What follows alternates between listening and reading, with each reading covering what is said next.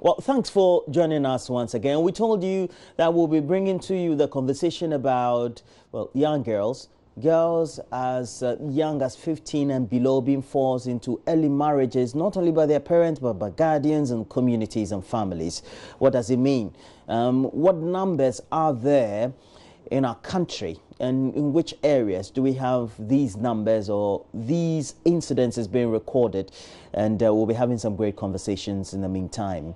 But we also know that we'll be getting some pics from Erastus Asaridonko, who in the second time in recent times has been working on a number of child-related stories, that is, young girls as early as 15 years being forced into early marriages. And just the police in the Ashanti region recently rescued a 15-year-old junior high school student from being married off at the expense of her education. Her father, Abdullah Abbas, who allegedly connived with his 30-year-old Niger-based in-law to perpetrate the crime, is currently in custody with the police in Kenya's Brim in the Ashanti region. The intervention on the second day of a marriage ceremony followed a collaborative effort between the police and Erastus Asaridonko, our correspondent in the Ashanti region. Please watch the story. When we come back, we'll use that as a point of interaction and also show you a documentary by Renee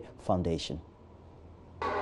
Teachers in the area say the practice of forcing girls out of school into marriage is very prevalent. Following a tip-off, I met and had a chat with a 15-year-old JHS student at Abrim. Her anxiety stemmed from one issue.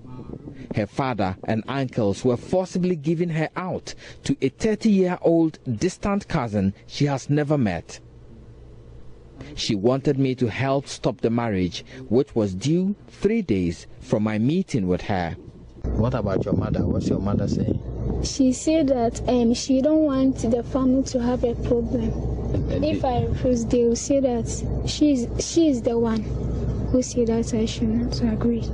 I want to go forward for my education further. I'm also a child. How old are you? 15. And the man you're going to get married to, do you know him? No. Where is he? They say he's in Niger. Father's brother said that the marriage show. Your father's brother? Yeah. He's the one who is pushing for the marriage? Yes. Why? So what is your father saying? Like say he don't want the family to have problems. So he has agreed that they should marry you off? Yes. I subsequently drew the attention of the Police Domestic Violence and Victim Support Unit, which detailed a team of personnel to mount a rescue operation. She was taken out of a room where they were preparing her for the marriage rituals. Her father, Abdullah Abbas, has been arrested and charged with compulsion of marriage. The girl has since been offered protective shelter pending the determination of the case. DSP Prince Kudia of the Regional Office of Dosu spoke with Love News. The law of the land states that you can only marry a girl to someone at the age of 18 years. So once we've gotten the girl, one, we give her shelter. That's our preoccupation. We give the girl shelter, and the perpetrators, I mean the both families, for the one who's coming to marry the girl and the parents of the girl are going to face justice. There are indications arranged child marriages are denying many girls at Abrim education. Some teachers who want to remain anonymous shared their sentiments. Yeah, since I came here, I have seen not less than 6 of them. So those whom I have seen, but there are a lot that I have not had a chance to see. So there are many. Do they complete school, or whilst they are in school they are just married off?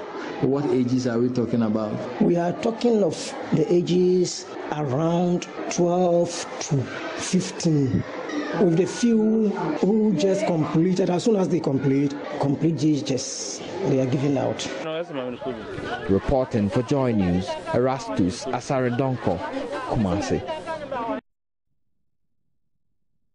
Well, so we have the producer of that story and who collaborated with the police to make sure that this was effected adequately. Erastus Asaredonko is joining us via Skype. Good morning to Erastus.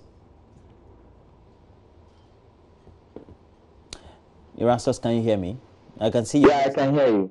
Well, great. Now, in the story, it was said that they'll be put in shelters. And if they're put in shelters, how do they get the sort of assistance that they need? So, sort of.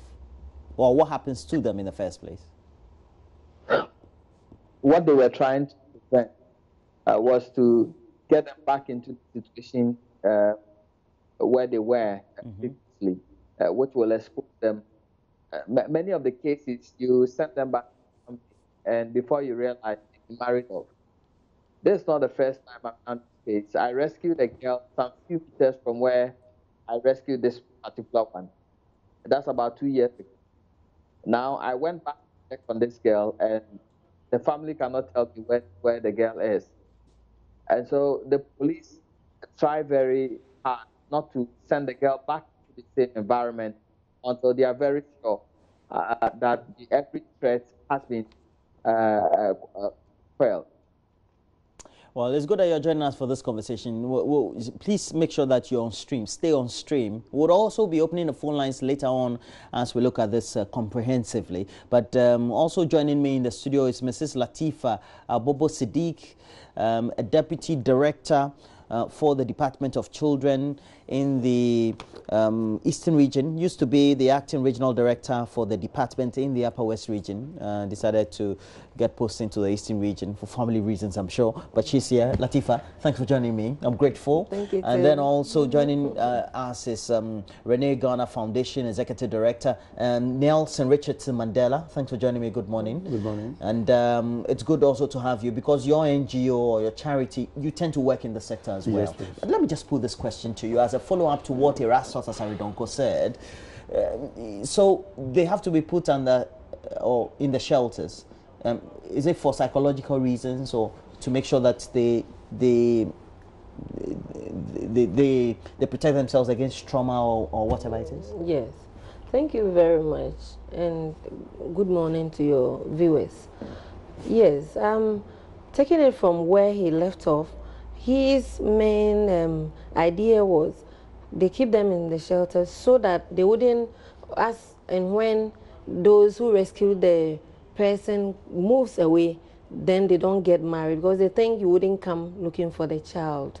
That's the idea he's bringing to the fore. But in fact, if someone is rescued, the person has to also go through some kind of counseling because psychologically, as you mentioned, there is some torture, some level of imbalance in the mind. So if the person is kept there, there are people to take the person through some psychological training, and then I am counseling for the person's mind to rest, as in coming out of that situation, that traumatic situation. So that they can continue with their lives? Yes, so that they can. You prepare them for a better life. And it's good that you were a former acting regional director of the Department of Children for the Ministry of Gender, Children and Social Protection in the Upper West Region. Now you're in the Eastern Region. Yes, but tell us nationally, how pervasive is this? Do we have numbers to back it? What are the numbers? Yes. In fact, currently, below age 15, we have 5% of children who get married in Ghana. 5% of children of the victims, for example, as in Erastus' story. Yes, below 15 years.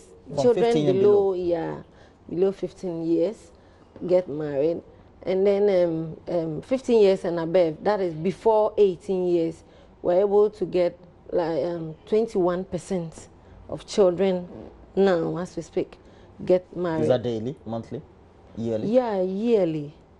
Yes. And we're talking about maybe 1 out of every 5 child getting married. Previously, around the 90s, we're having like 1 out of every 3 child getting married before their 18th birthday. But for now, I think we're making progress because the campaign has been very wide. So first, we used to have, before when?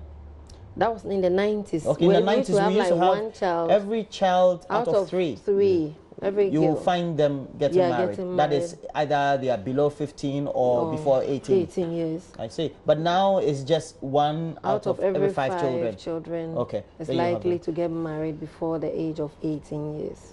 How do you get this data? You go around, or it's just an estimation? Yes, you know, we work in collaboration with, as I'm here with Renal Ghana, we work with UNICEF, we work with other NGOs. So in fact, this data was picked from UNICEF's data from 2016 thereabout. But Nelson, how pervasive is this? Rastus Asaridonko has reported, and just in the recent past, this is the second time he's reporting this, and in which he's collaborated with the police, and definitely has got to be Dofsu to rescue a child from being married off, so to speak. How pervasive is this in our country? Yeah, it's very rampant, because we also collaborated with the Department of Children under the Gender and Children Social Protection. We also collaborated with the Dofsu in the Upper East and Upper West region of Ghana, where we decided to do a nationwide documentary on the subject to show people how rampant the whole thing is, how the picture of the whole thing. So I think we've been there from November and December, and we used about 6 victims. During that period, within a period of 2 weeks, we had about 6 victims. With the help of the directors of children and the DOFSU, we went to deep communities. And we interviewed the victims. And it was very difficult because the directors of children has to deceive the girls that they have some packages for them concerning education and stuff before their husbands can allow them. So we have to take them to the bush for them to tell their story. So these victims apparently are already in the marriage? Yes. They are living it? Yes. So we have to let them tell their story. And with the help of that, I think we have been able to rescue about 6 during that time. And I think the Department of Children are taking care of them at the moment. And a lot of awareness creation and education has been given to the parents of the victims, which they also spoke. But they also made it clear that it's not their wish or maybe to be doing that. Sometimes one instance is the girl child, the brother of the girl wants to get married, and they need a cow. So the worth of that girl is equivalent to a cow. So they have to give the girl out for marriage to get a cow for the guy to get married. And it was really sad. Others are, because as a result of school fees, somebody paid 50 Ghana cedis as for classes fees, so they have to give the girl out, and it's really sad. It's really, really sad. So we have a full documentary on the subject. Yeah, we'll give viewers excerpts of that documentary. Okay. But it means that families are complicit. Yeah. How come families are complicit? Yes, mostly in the rural areas, you know, illiterates are more people who haven't been to school. So ignorance is what they use. They just think that if I'm having about 10 children in the house and maybe 8 girls, already it's difficult feeding them. So someone comes around, maybe a people teacher, not even a trained teacher, to teach these children in the school. So they think that person is a smaller god in that community. And so if that person approaches their daughter, or they even sometimes push, go and help this teacher, go and do this, go and do that. So that the mass that are going to feed will be would be reduced. Because poverty is the main thing, and then ignorance. We are doing our best in order to try and get a message across that these children have a right, and you don't give birth when you are not prepared to take care of them. So nobody has to carry your burden of feeding your children or clothing them for you. So we are actually trying harder to get the education across to them, because I think it's out of ignorance and then poverty. And some to, you know, we have traditional and then religious factors. In the area, that's the order of the day. As a norm. Whether it's a norm, whether you go to school or not, but at a specific age, you are supposed to get married. And so if you are not even getting married, you look like the bad girl in town. Nobody, you know, good person wants. You are stigmatized. You are stigmatized in a way. So nobody wants to get closer to you because they think you would have been giving yourself out. That is the reason why you don't want to get married. So if you really want to actually conform with what is happening in the community or the society where you live, it means you have to also move into marriage. And then save your family the shame of maybe getting pregnant out of wedlock. So pressures from the society is also one of the contributing factor. Yeah. Erastus, you're still on stream, aren't you? Yeah, I am. Now, for these two projects or cases that you've worked on, in which you've collaborated with the police, subsequently leading to the rescue, etc., would you say some of these factors that have been enumerated by our guests in the studio seem to also permeate or be some of the causative factors for having some of these young girls falling into early marriages? Well, I was told by one of the family members in the current case that if they allow the girl to stay unmarried, she will be worried by the opinion leaders and other guys within the system. And before they realize she's pregnant, and they don't want to bear the shame. Again, the father also told that they don't have money to take care of the girl through school. So they are marrying her off so that the husband will take care of her. But we have found many cases that as soon as they get married, they get pregnant, they give birth. There are such girls within the community who have got pregnant and have fallen out of school. So those are the reasons assigned. But Roland, let me give you some statistics here. From the last census, that is 2010, from the Ghana Statistical Service, Ashanti region had, as of 2010, 18,844 girls between the ages of 12 and 17 who are married in the Ashanti region alone. And we are talking about Kumasi leading the pack, followed by Asokore municipality, where you have of northern descent and the Muslim community in this particular moment. Wow, that's serious. Now, as he stays there, why is it that, for example, Latifa, that we have Kumasi, and I know Asokore Mampong very well because the company I work for, we tend to do some work there as well. Those are urban or peri-urban communities, so you have fairly demographic of people having some sort of education in a way, perhaps not rich, not having access to liquidity as it is, but they should know better. Why do we have that then? Kumasi, an urban area, very developed city, just close by we have Asokore Mampong, etc. And then you have some of these numbers pervasive. Yeah, you don't forget that these places are closer to our areas, which is the 3 northern regions. So almost, I wouldn't say majority of the population there, but you have a chunk of the population coming from those areas. And not necessarily even educated ones. You know, some go there to just do this kind of mini-acre jobs.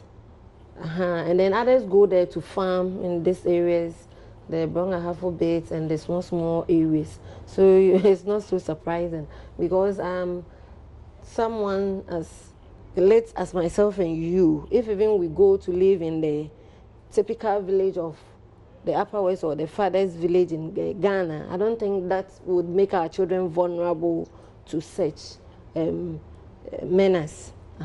So it's still lack of education, ignorance, and then poverty. Because when you come down there, I don't think there's anything like this community or traditional whatever that you should conform to over there. You are on your own over there. So if you are educated enough and you are exposed enough, you would know that that is not the way to go. The way to go is to keep your child in school, and so that the child will be better off than yourself. In fact, last week I had a call from the Upper West region that there's this girl who was going to get married on Friday. The call came on Wednesday. So I told the guy, the girl is 14 years old, and apparently she's in school. And in Form 2, she's preparing to get to Form 3 and then write her BEC exams. And she's good in class. So because of the level of the financial status in the house, there's this person who is a mechanic who assists her with 1 or 2 things. And so he thinks that if he leaves her in school to complete JHS 3, he might not get her again. So he persuaded the family to get the girl married to him. The young girl? Yes, the 14-year-old girl. And because he does her good, she also agreed to marry him. And so they actually... and she continued school while in... for where? They were... she was going to get married on Wednesday, on Friday. No, Latifa, yes. You're saying that she is GSS, right? JHS. Sorry, I'm using GSS. JHS2. Yeah. And she got married, or is getting married. She was going. Oh, we stopped to get married. We were able to. Yeah, we rescued her. Okay. We were able to stop the marriage because when I got the call, I quickly called the one I handed over to, Madam Matilda, and then I told her to get some stakeholders together so that they can get to the house and then stop it the earlier the better, because if they continue, they'll have to go and make arrests. And Nelson, you captured some of them in your video. Yeah, sure. And your documentary. Yeah, sure. Well, so let's bring you just a gist of what the documentary is. It was, of course, produced by Renee Garner Foundation, but with support of the Department of Children, the main ministry that is overseeing the sector. Please watch this.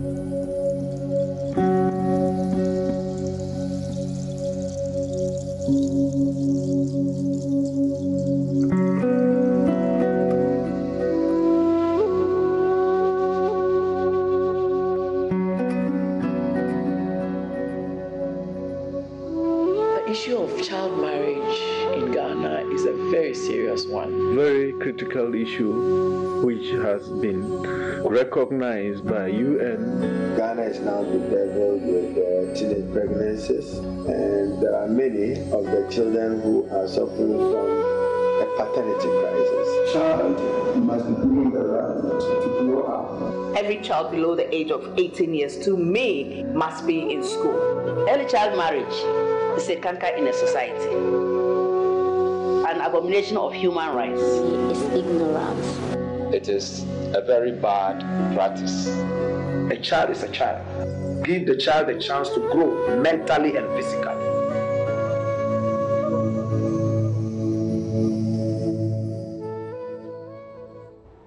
And that is our basis for discussion this morning. It's our main subject, and we'll be opening the phone lines shortly. But how severe the issue is also means that we have to just transcend just the normal borders of talking about villages and the normal community enclaves and speak about why it is pervasive in the urban and peri-urban areas. Erastus, you're still on stream, aren't you? Yeah, Roland. Now, yes. If we get to Kumasi, and now you're telling us even close by Asakore Mampong, we have some of these cases, is it that they are more pervasive among certain groups, certain ethnic or certain demographics, as in those who maybe work in a certain type of labor, etc.? Or is it just that it's a general problem across the population? Well, it's not a general problem across the population. It is found in people of northern descent, the slums, the Muslim communities. So in Kumasi, if you're looking for such cases, you'll be looking at, let's say, areas like the Zongos, Abuabo, Sewaba, Takumba Line, and recently the slum areas along slum drain. That's where you find these things. So within the Asokore Mampong community, you have a majority of the areas being people of northern descent, the Zongos, the Muslim communities. That is where this happens most. And so this particular community where I rescued the girls is along the Akwa, and is a Muslim-dominated area. People of northern descent, people from Niger, Mali, and other areas live within that particular enclave. And that is where you find this practice more. Well, so does it mean that perhaps if we want to get to the roots of all this, the institutions need to work better with the community leaders as sensitizing? Exactly. And I've been trying to speak with some of the imams, and it looks like many of the Muslim leaders endorse this kind of practice. Though they know it's a crime, they admit, but then they do it secretly. And so at a point in time, become incensed, even when they find you investigating some of these things. And I remember one of the CID people telling me that they wouldn't go to those communities to rescue people unless they have armed policemen with them. Because they recount an incident where they were locked inside an auditorium, he and a station officer, for hours, because they were trying to educate them on the need to stop this particular practice. And so it's something that is practiced by many, it's accepted by many people within the community. They see it as a normal. If a child gets of age, for her to be pregnant and bring shame to the family, she has to be married immediately. And some of them say that, okay, we mark her off, we do the right, but we do not send the girl to the until she is of age. Something like the Siwa within the Ashanti tradition. But within the Ashanti tradition, even now, they don't practice that anymore.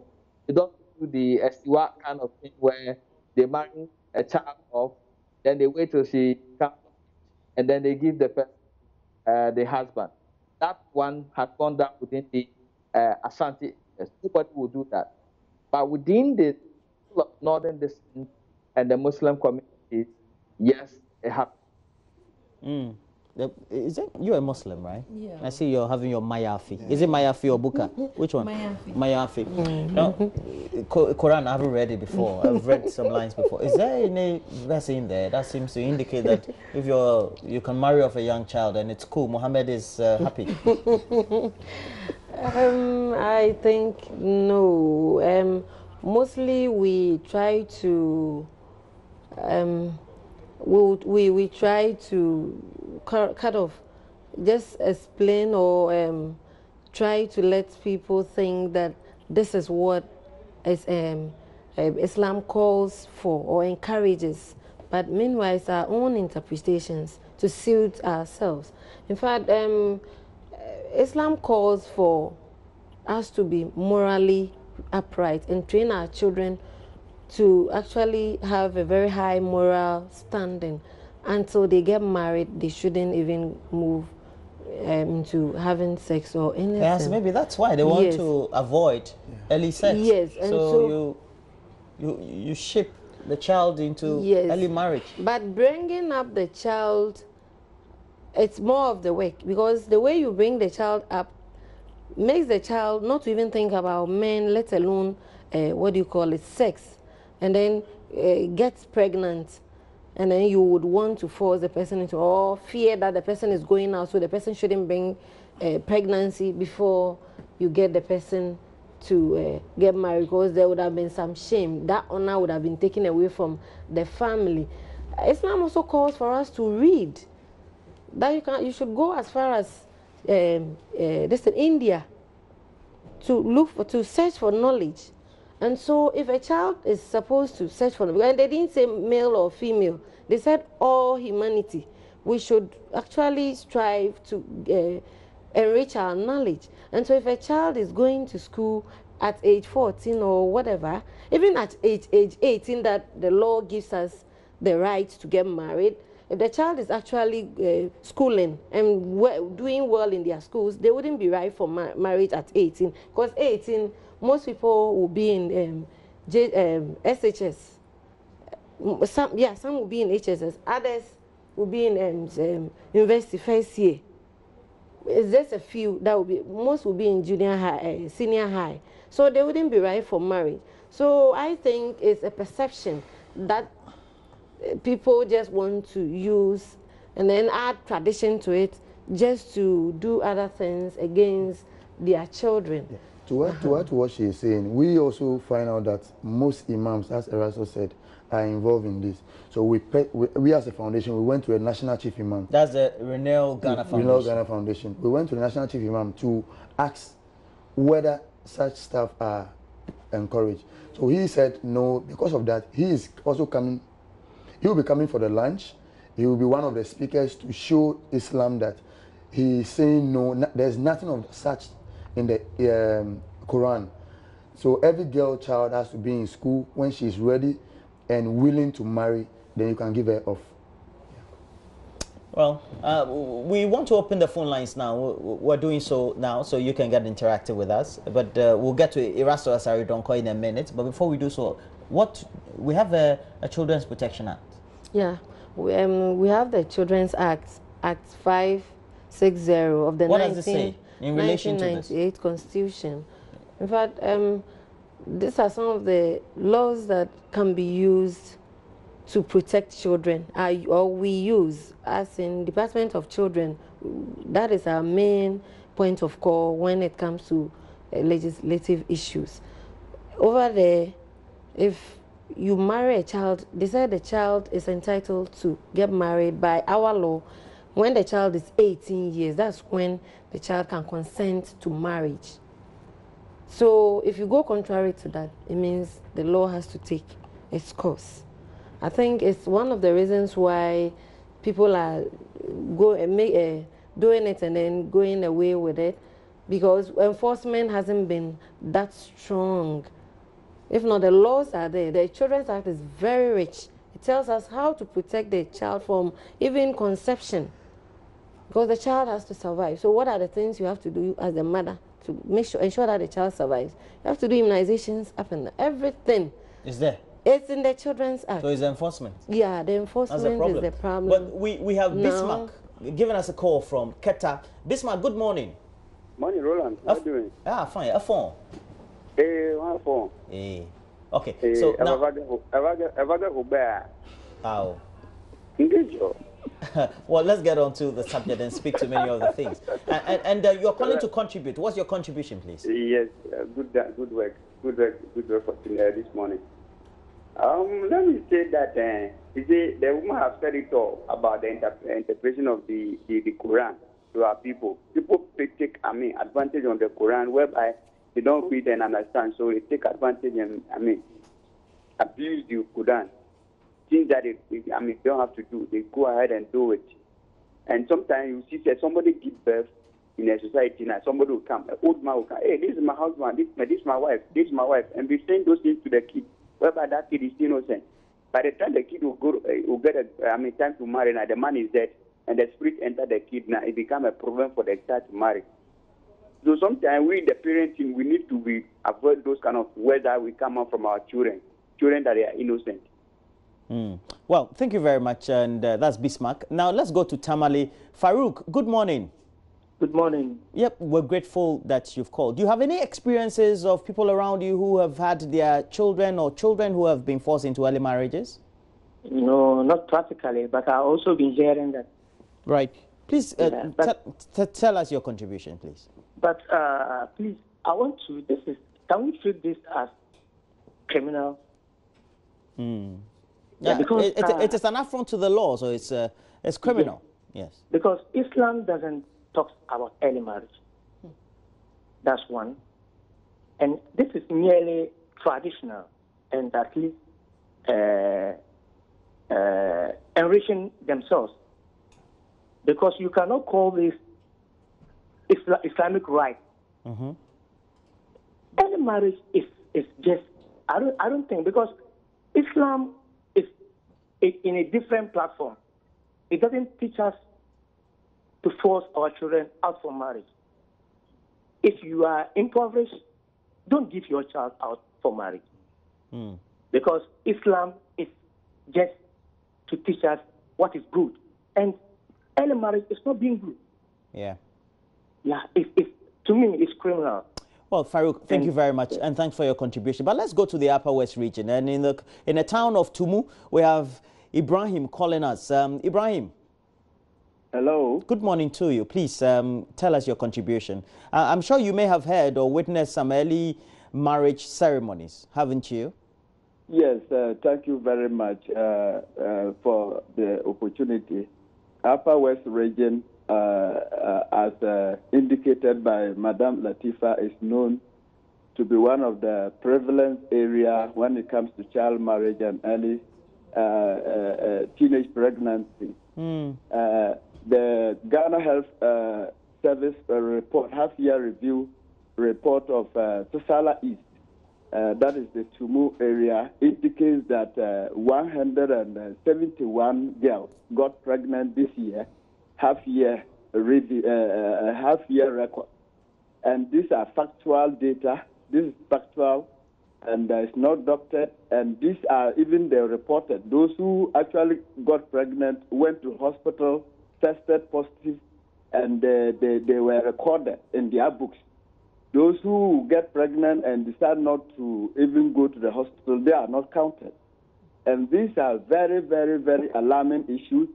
The Upper West region have the lowest educational figures. Our performance is low. The poverty is very, very high. Women are majority, yet they keep getting pregnant and getting out of school. And our civil society organizations and actors in the Upper West region are very, very worried. On a daily basis, people come to us reporting such cases. We don't even know what to do. And it's now becoming a norm that once it happens, and the major driver of the child marriage is teenage pregnancy.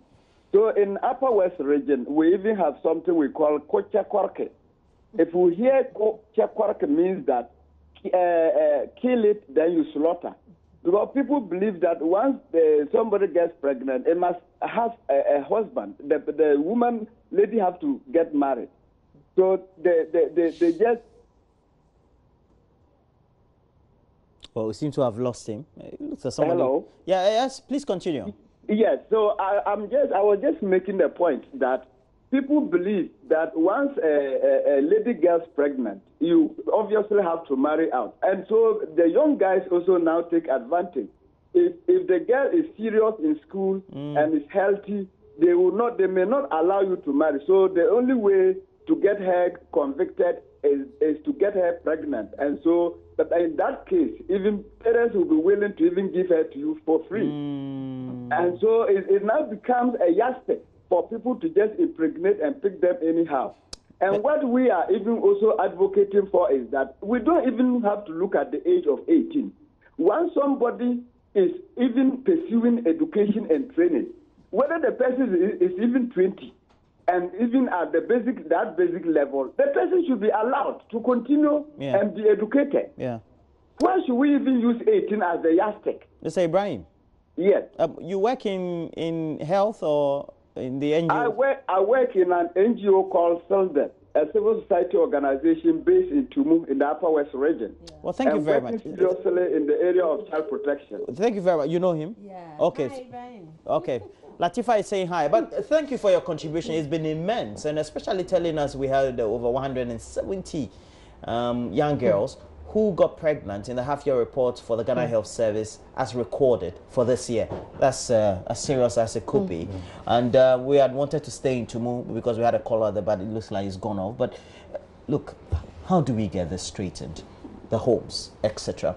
We'll get back to you. Erastus, you're still online, right? Online. Yes.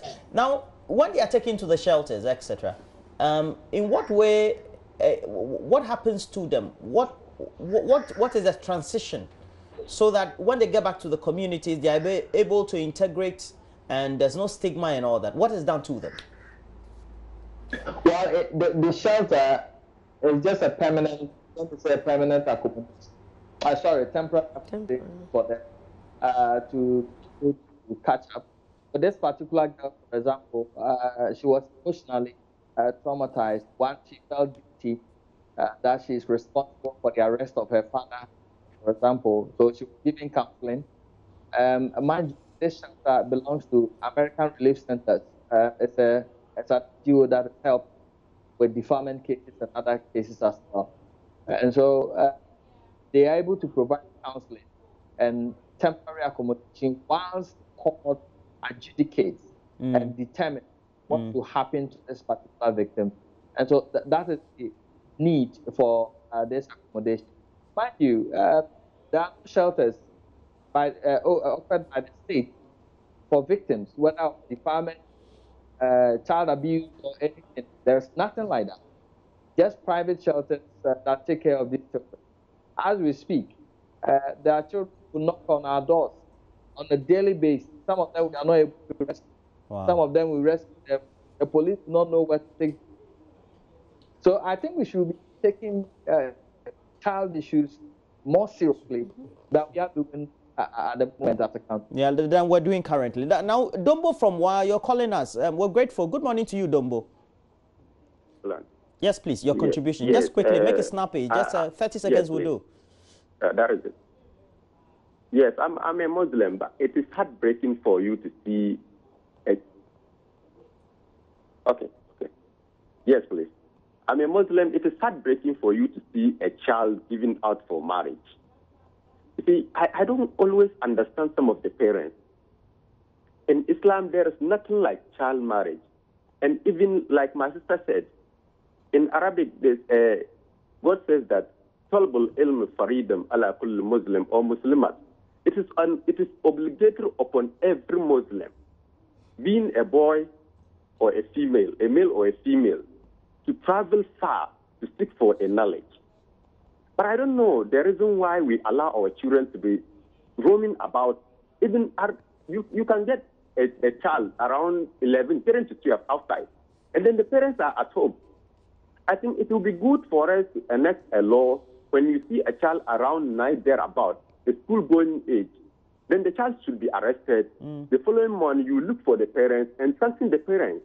I think this will go ahead to help the parents to cater for the children. What kind of poverty are we talking about here?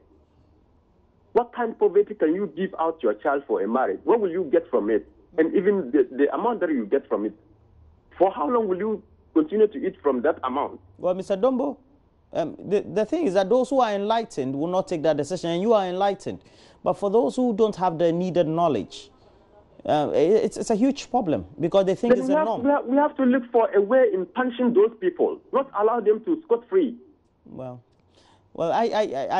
I sympathize with what you're saying. I familiarize with it, actually. But they are just giving out the guests like that. Right. Not only Islam, even the communities around us.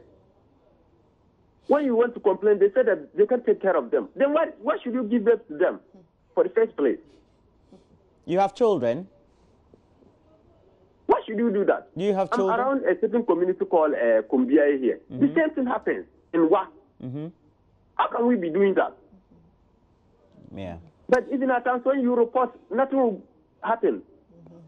Nothing absolutely will happen. So we have to do something. We have to look for people in those communities to be watchdogs around. When you see a certain case like this, then you go and report. Okay, thank you very much. Now let's move on. Let's go to Ejura. We have Hassan calling from Ejura. Hassan. Hello, good morning. Yeah, have you married off your young daughter? 15 years? No, not so far. Okay. Because the problem, the contribution when I want to talk about is about the why always talking about Islam. I think we have to put a caveat. The report we're getting, and also for those who are on the field, is indicating that we have it more prevalent in the Muslim communities. Yeah, we have the problem in the Muslim community, but not even in this modern Ghana. Because people are complaining Islam. What about if you go to the community, the children from 12 years to 15 years and when they are getting pregnant, let me say that young children are, why the government did not fight about that, but they are complaining about the Islam marriage in 15 going. Why government are not fighting or educating people about the children from 12 to 15 going to primary to JSS school are getting pregnant, but nobody complain about that. And you are sitting in, Islam. Islam didn't say that you should marry your child from 15 to only if you marry the child, if the child allow or if the girl understand. When he said that people are complaining that Prophet Muhammad has married a young, yes. Mashallah. Please, do you know any family or have you gone to any marriage ceremony in which a young girl or somebody you physically see to have been a young girl to have been married? I didn't see it in our community before. You haven't seen it. Yeah, all right, thank you. Thanks for your contribution, though. But let's still remain on the phone lines. Let's speak to Cynthia Morrison. And Madam Cynthia Morrison is the Gender Minister Designate. Good morning to you. Good morning, Roland. How are you? I'm grateful, and thanks for joining us. Just spending your time with us is also a good thing, because we're talking about many other related things that your ministry also supervises. We have a deputy director of your ministry here, so it's a good thing. But what's the ministry's intention to help mitigate young girls who are married off early in life into marriages? Thank you, Roland, and then thank your listeners also for this morning. And I want to greet my director in the studio with you. I don't know who is there, but I want to say good morning. You and I will agree that in marriage, you need to be prepared psychologically, physically, emotionally, and everything. And the law says that we marry from age 18. Then you are matured, you can vote, you can decide on issues. In Ghana, not only in Ghana, in Africa, we know that we have our cultural practices and our religious practices, and that makes things a bit difficult. But because the law supersedes all customs and religion, we have to go by the law. The exceptional cases, we have a 14-year-old who was just married off, and the court ruled it out and is in our custody. When we hear of it, we will act. But there's so many of it that we don't hear of. I am yet to go to the ministry, but since I am seriously against it, we realize that we need to talk to the players involved, especially the family. Some of them are married off at like 8 years. Officially, they've taken their bride price and all that. So the moment they are 12, they are 16, then they are trading them off. I will say trading because it is not the consent of the child. Trading them off to their partner. So we need to have a lot of stakeholder consultation, education, let the family know. I'm sure there are some people in certain areas in this country who do not even agree that a child should wait till 18. We need to talk to them, because you would be in Accra and somebody in a hamlet somewhere would marry the daughter off and you don't hear of it. But when we do a lot of consultation, we think that the message will get across. I know my predecessors have done a lot. Because then the last I had a meeting with the ministry, I realized that they were still working seriously on it. Also add my voice and work on it and we'll make sure that this thing is eradicated. But for now, my stand is that it is all wrong. The child should be emotionally prepared, psychologically prepared. The gentleman that just spoke was talking about 12-year-olds and 13-year-olds who get themselves pregnant and all that. That is true.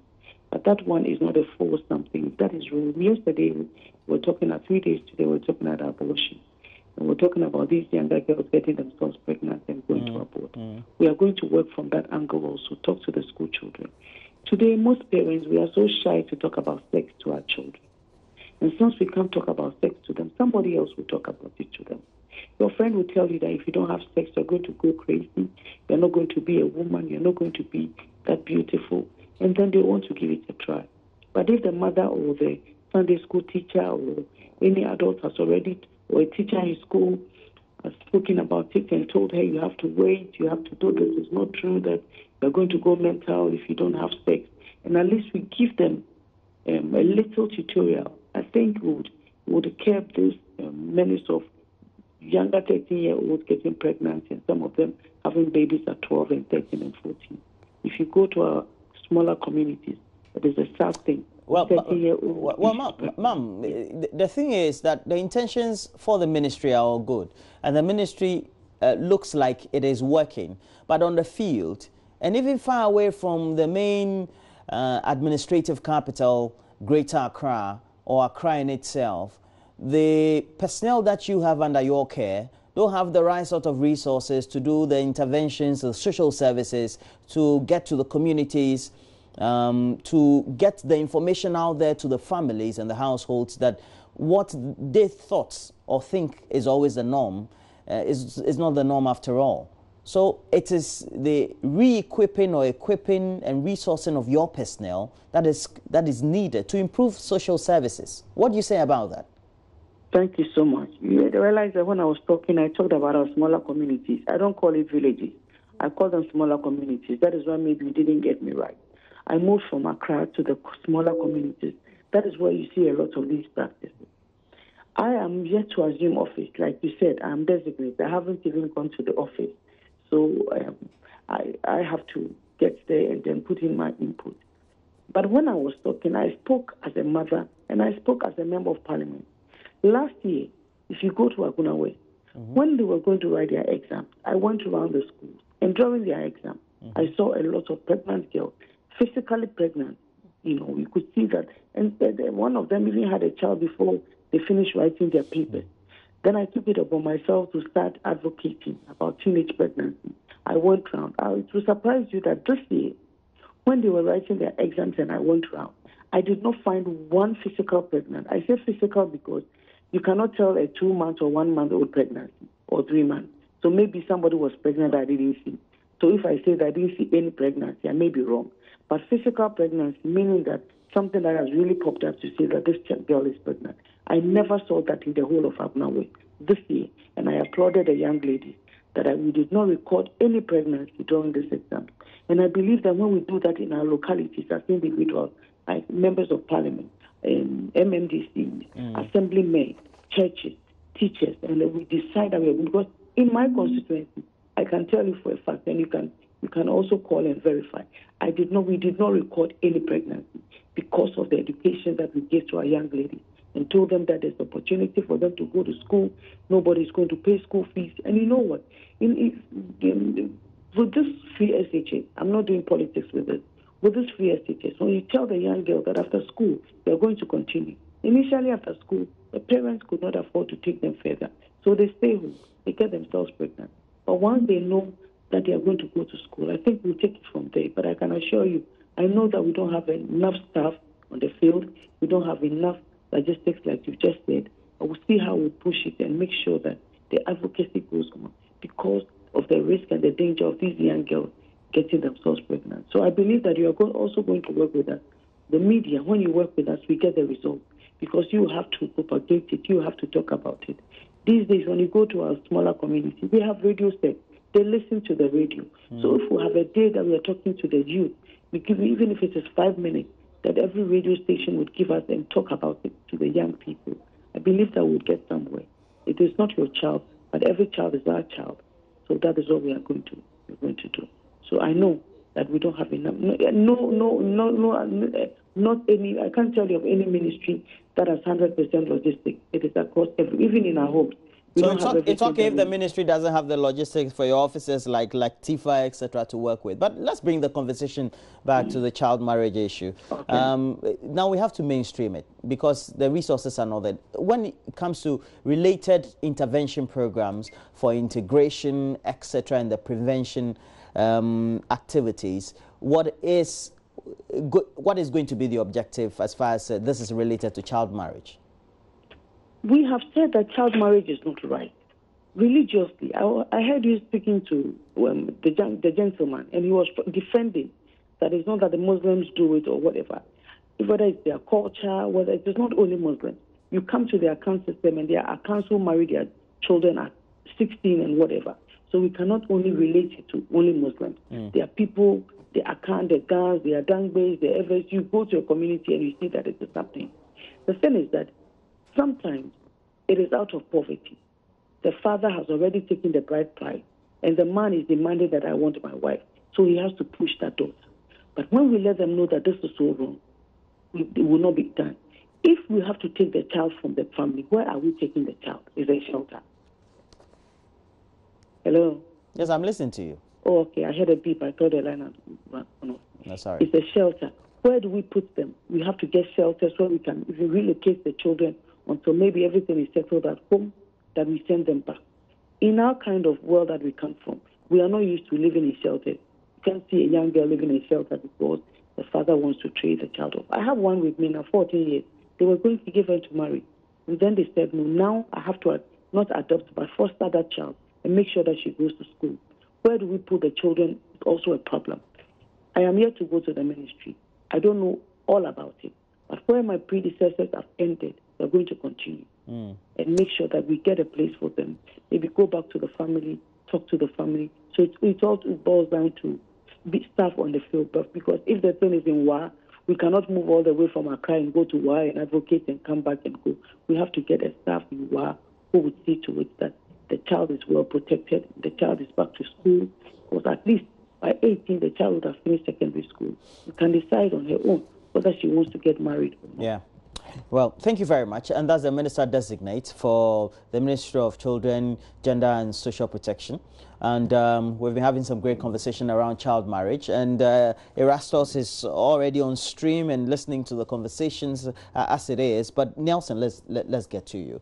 As a charity working in the sector, how would you say we could all collate resources or pool resources to ensure that you, the charities, also have your bit, the ministry and their affiliate agencies or their related personnel who work in the hinterlands also get the resources, and then as media perhaps also we also can put some resources to make sure that we do the advocacy right. Yeah, exactly. So what we you are right, we all have to come together to make sure we fight this cause together, because just a CSOs alone cannot do it. We need the media, we need the gender, we need everybody involved. In fact, the chiefs, because definitely you can't fight this without the traditional rulers in the various communities, because we have to work hand in hand with all of them. So we are on an education drive. What we are trying to do, we want to sensitize the entire community, including the chiefs, the parent itself, because the parents, most of them don't have this education. So because some of them even went through this child marriage stuff, so they believe their wards have to also go through it. So as you said, we all have to come together as a team, as a nation, so that we get resources together. NGOs cannot do it alone. We need the government, we need international organizations, and as you said, resourcing the regional department of children and their various districts. That's the way forward to go. I see. But now, moving forward for this, you had Erastus Asaridonko trying to do the interventions. How do you collaborate well with the police? Because he also had to collaborate with DOFSO, I'm sure, and then they did the rescue. Okay. Yes, I think, as he stated, we can't do it all alone. We have key stakeholders that we work with, and DOFSO is one of them. In fact, when I was in Wa, I did a lot with the DOFSO commander there and his workers. And so we make sure that we collaborate with them to either get resources, to deal with cases. And so, in fact, there was a strategic plan that was actually launched by our minister in 2017. And most of the things we are supposed to focus on are empowering these young boys and girls, because knowledge is actually power. We also want to influence, in the strategic plan, we have it as to help influence attitudes, traditions, the religious leaders in our communities, because they are they receptive usually? Oh yeah, depending on how you approach them. In fact, it's not that bad. It's just that sometimes you're dealing with a case and you get some influences from political actors. That is why sometimes the cases they are not able to see the light of day. If not, I think they are.